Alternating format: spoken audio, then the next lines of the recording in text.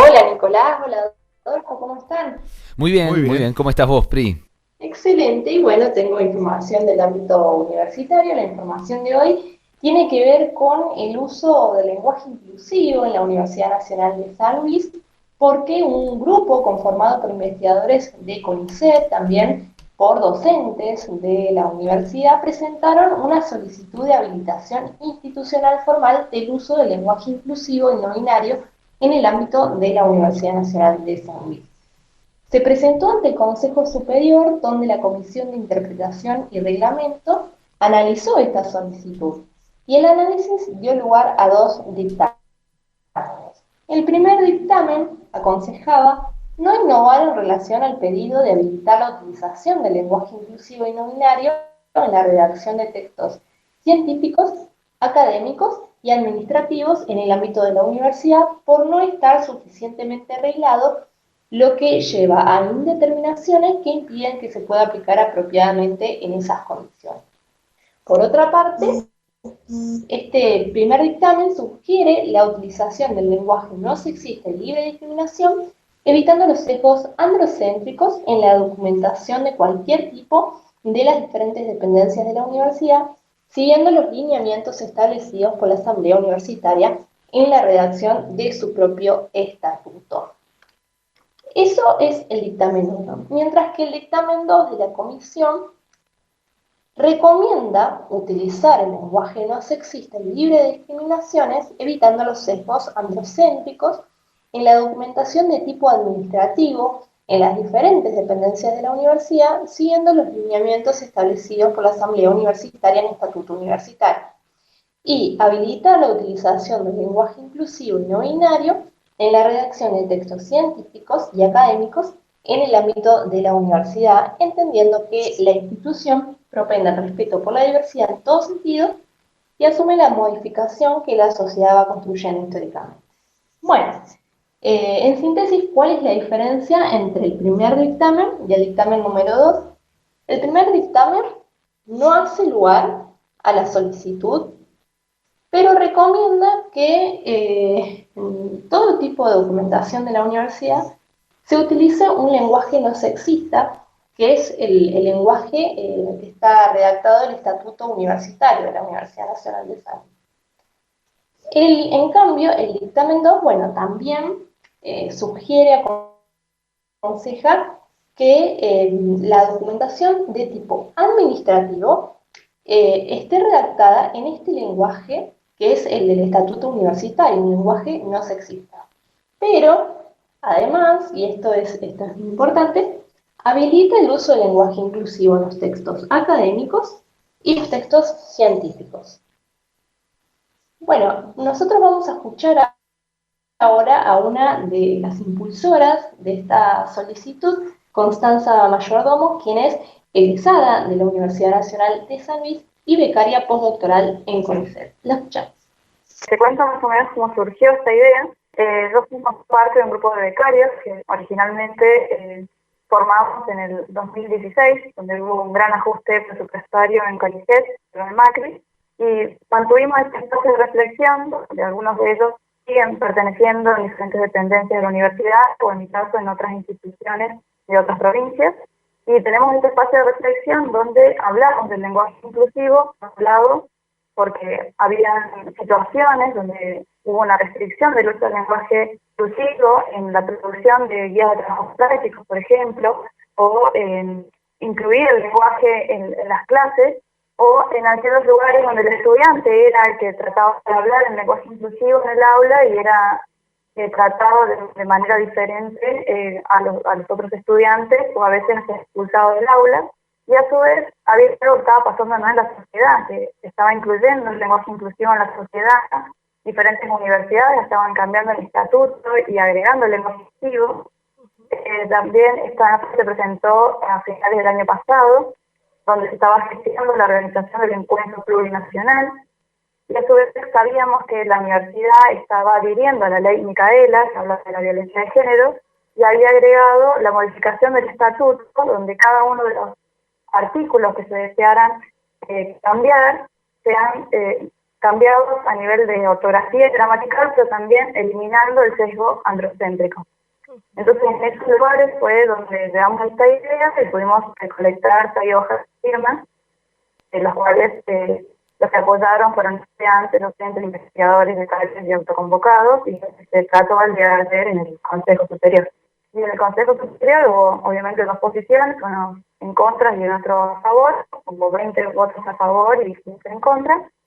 Y la verdad es que escuchar esa reflexión en el Consejo Superior llena de orgullo para mí, porque que se cuestione este tipo de temáticas en la universidad habla de lo que se está como desconstruyendo, ¿no? A nivel social, todas estas temáticas. La comisión que analizó esta solicitud tuvo 2 dictámenes, 2 recomendaciones para el Consejo Superior.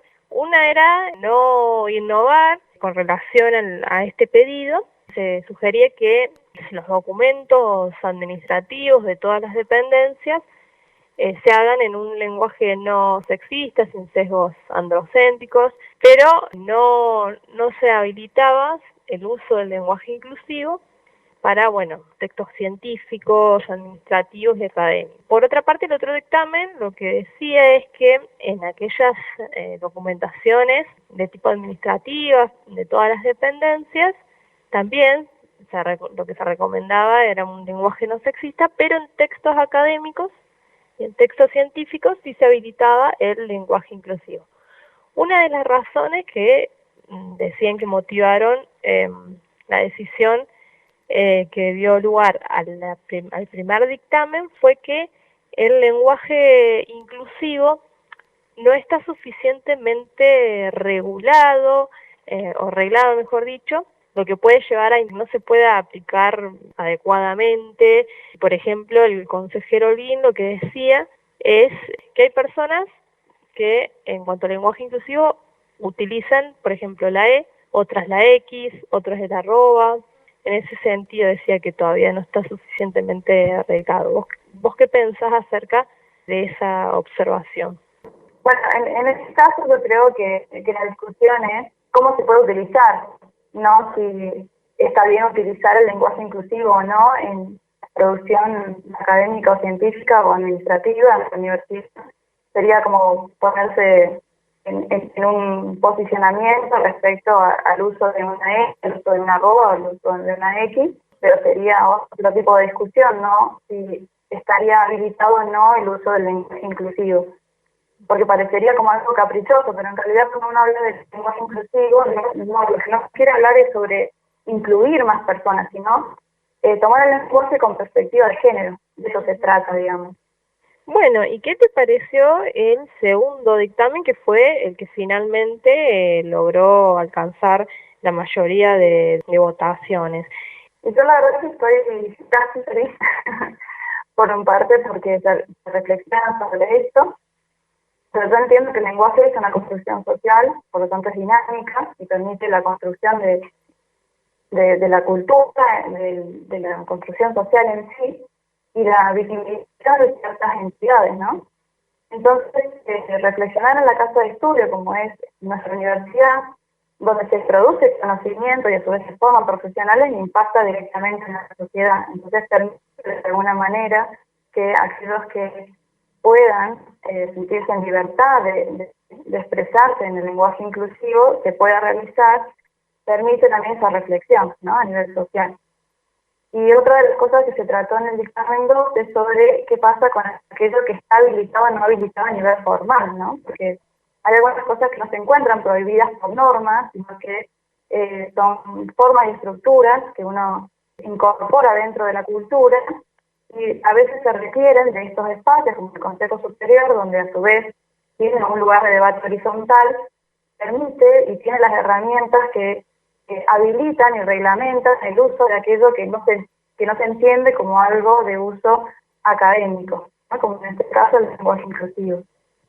Y después creo que permite una reflexión de qué implica el lenguaje en sí, ¿no? Porque tampoco es una herramienta solo de comunicación, ¿no? Porque el lenguaje ejerce poder y un posicionamiento político.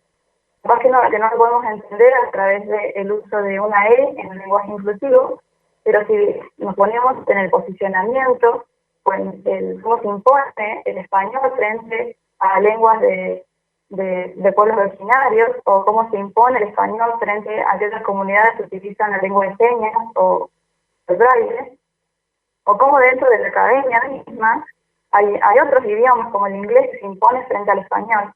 Entonces yo creo que esa reflexión sobre el lenguaje en sí es lo que permite esa desconstrucción y lo que va a llevar después a una igualdad de los derechos, ¿no? de cada uno de los ciudadanos.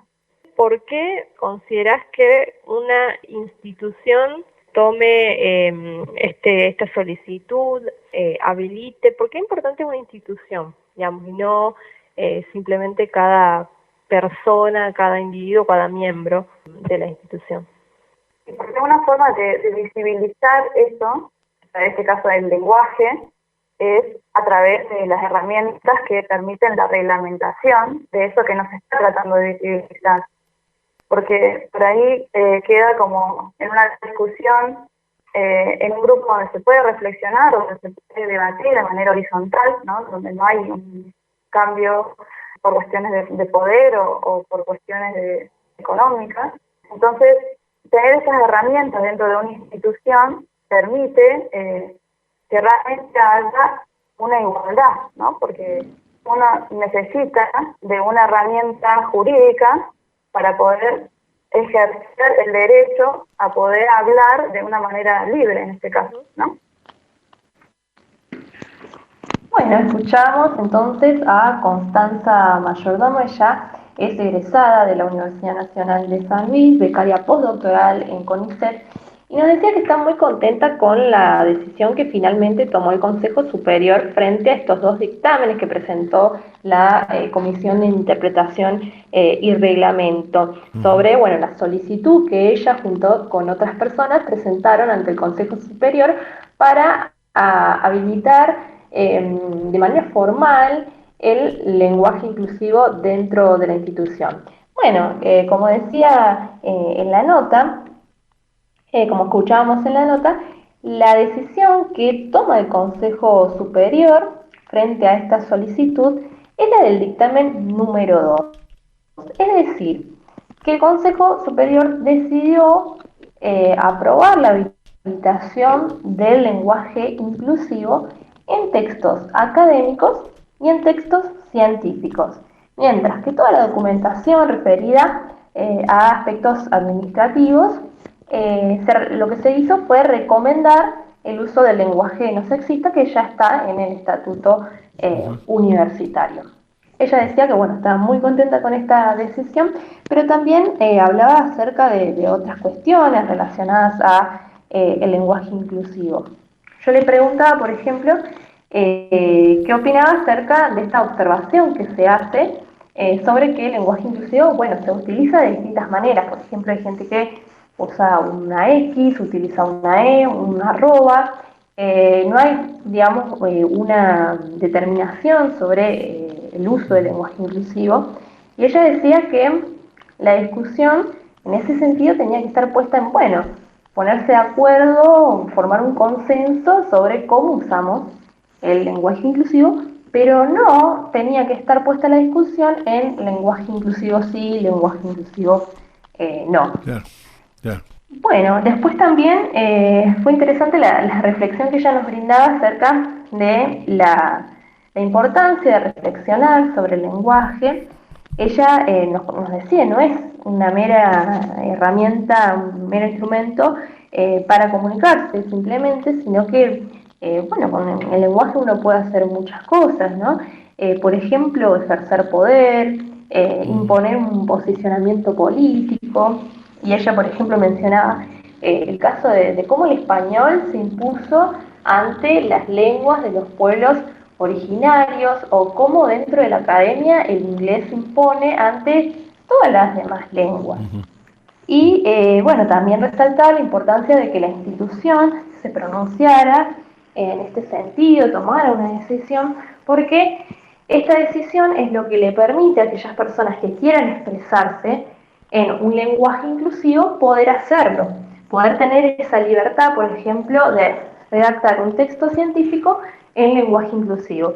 Antes eso dependía en realidad de muchas otras cosas, pero no estaba garantizado que la persona que quisiera hacerlo iba a poder. Así que bueno, esa es una reflexión también interesante que nos dejó Constanza sobre, bueno, esta decisión que se fundamentó en el Consejo Superior de esta manera.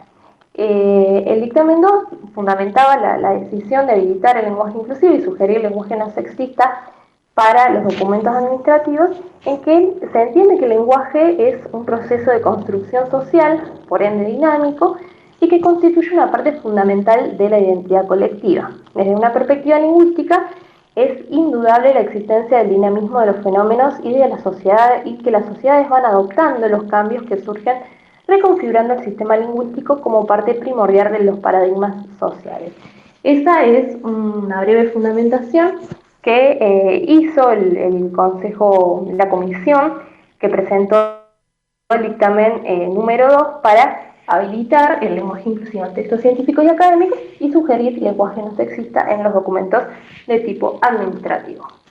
Muy bien. Muy bien. Bueno, Priscila, muy completa la información y te agradecemos mucho por todo esto.